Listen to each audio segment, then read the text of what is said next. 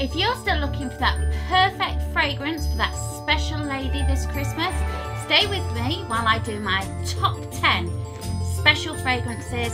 So let's see if there's one in the bag for you. Hi everybody, and welcome back to my channel, Ellie Smells. And this is a special edition, especially for those men that are looking for that special Christmas fragrance for that special lady. And these are my top 10, which have been selling really, really well, for me personally anyway. So let's jump right into Santa's sack and see what's in the sack. So what do you think's coming in at number 10 then, Tim? Something that I haven't bought yet. No, that's surprising. It's a bit of a Grinch's Timbo. Anyway. Humbug. At number 10, here it is. It's the Because It's You from Giorgio Armani. So, I don't know if you're familiar with my videos, but if you actually go a little bit back, you will see that I have reviewed this fragrance before. So please check that out. And don't forget throughout the video to like and subscribe. So this fragrance was launched just prior to Christmas last year, and it's classed as a fruity floral. So, absolutely delicious. Oh, did you hear my bells jangling then, Tim? So, automatically, as soon as you spray this, you get those lovely fruity notes from raspberry. And then you've got essences such as neroli, and you've got rose in the heart, and then vanilla and musk. So this is like a really updated version. In actual fact, I think it's supposed to represent modern love, because they did bring out the ladies Because It's You and also the men Stronger With You.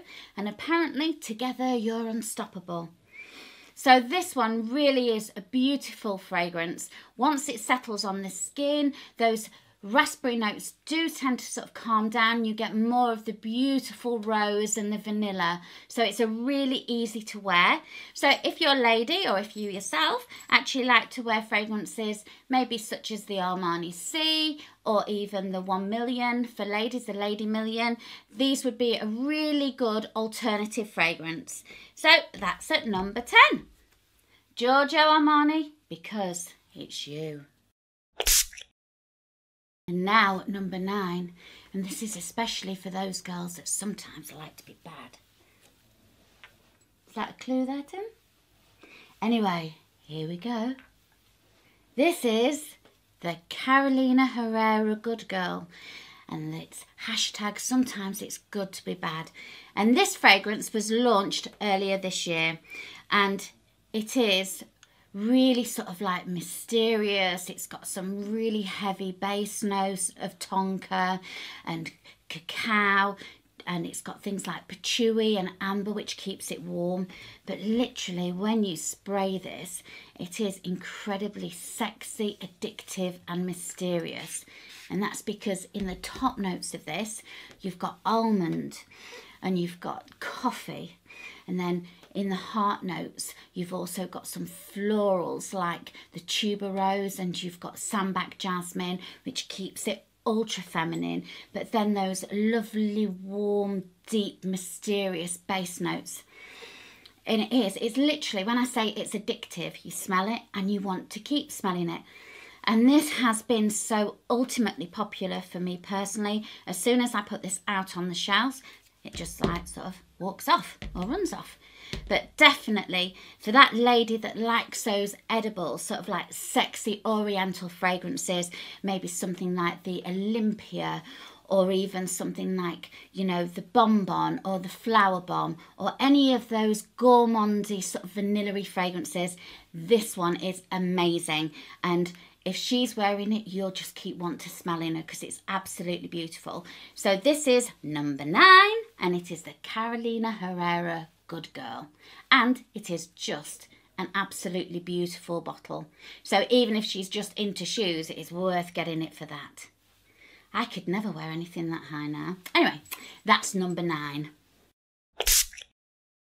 And then in at number 8, let's just see if I can work my fingers out. Number 8, if you are a goddess, or if you have a goddess in your life, then this one would be especially for her. Whoops. Santa's sack's fallen down. And this is the Paco Rabanne Olympia. As you'll notice from the top of the bottle, it's almost like that goddess crown. Whoops. So this one is again classed as an oriental floral. But when you spray this, it is quite fiery. So in the top notes in this one, you have water jasmine and you have ginger lily. But then in comes that beautiful salted vanilla, almost like a salted caramel. And it just takes over. But then you've got the jasmine, absolutely delicious. And it's softened with cashmere, and you've got sandalwood in the base as well. So again, it's got those really lovely edible qualities, but you can definitely smell the floral of the jasmine. So this one was launched in 2015. I would say that definitely the original Olympia Eau de Parfum is a lot more to a lot of ladies' taste rather than the intense that they brought out. So if you were in two minds, always go for the original. And this is for that lady that maybe likes something like the Alien, which is a jasmine based fragrance from Mugler, or even something like the Bon by Guerlain, and also the Bonbon, and fragrances all with those lovely sort of like vanilla caramelly type of qualities. So this one is my number 8, and in this one there is also a fantastic gift set where you get in the 50ml a miniature nail polish, which is just iridescent and beautiful. So if they're still available, pick up the gift set. But that's number 8, which is the Paco Rabanne Olympia. And now on to number 7. So you may have seen Kate Blanchett on TV a lot at the moment advertising this particular fragrance. So this one is the Giorgio Armani C. So I haven't actually reviewed this one on my channel, but I did review the C Passioni, so check that link out. But this is the original C Eau de Parfum, and this one is classed as a Chypre fragrance, or Chypre fragrance. So in the top notes of this one, you have cassis, which is like a black currant. And then you've got freesia and May rose. So again, you've got those elegant sort of florals in the heart, but then you've got oak moss and vanilla in the base. And this one is just delicious. This, literally, all of our gift sets as soon as these come in, because they are just so fantastic. Because I think this year you had like a Giorgio Armani mascara, and you also received a 15ml of the bag spray of the fragrance. Literally just flew off the shelves. So it is such a popular fragrance, especially for ladies that maybe like some of the poisons, like the Hypnotic Poison, or maybe even the original Poison. Some of the Dior fragrances, such as the Miss Dior. All of these beautiful fragrances that sort of like have those beautiful vanilla and black currant essences to them. But this is definitely an updated version on some of the older ones, and it is so easy to wear.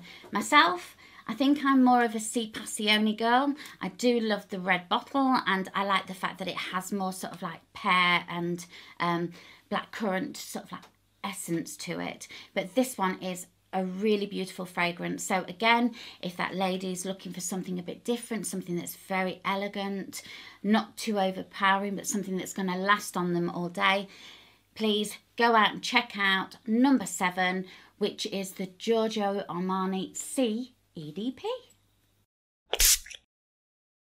And now on to number 6.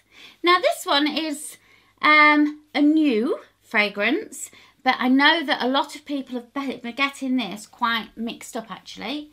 This one is the new fragrance from Dior, which is Joy.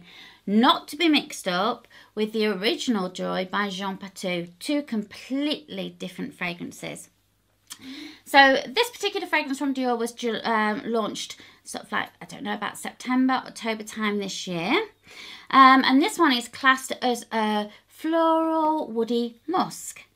But when I've smelt it, I think it smells definitely sort of like a fruity floral. And that's because in the top notes you have mandarin and you have bergamot.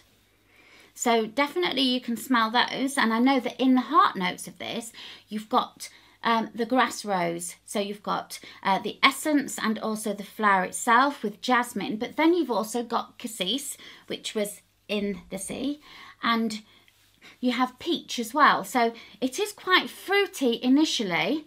And then the base notes on this one, you've got cedar, you've got patchouli, you've got white musk, and then you've got benzoin. Now I know that I keep pronouncing that wrong, so I thought I'd say it right this time. So for me, this is quite a light fragrance. I actually do own the original Joy by Jean Patou, and I must admit, again, being a girl that likes a slightly heavier fragrance, that's one that definitely I seem to prefer over the Dior Joy. But this I can definitely see is quite sparkling, light, fresh initially.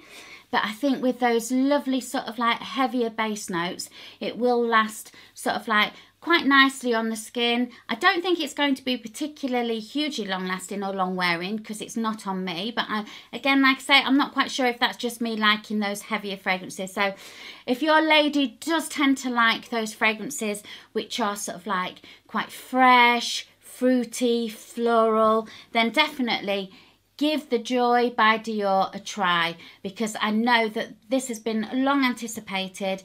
It's going to be, I think, as popular as the Sauvage is for men. I know for us that as soon as we've got hold of it, it's been sold out. So it's a beautiful bottle as well, lovely colour, maybe a really nice start for maybe the younger lady to go into sort of like maybe their first Dior fragrance. So I think that's well worth a try. Like I say, if the lady likes something like the sea, or some of those more florally type fragrances, some of the like the Eau Tendre or the Eau Vive by Chanel, or some of the Guerlain fragrances, this would be another good one to try. So that's my number 6, which is the Joy from Dior.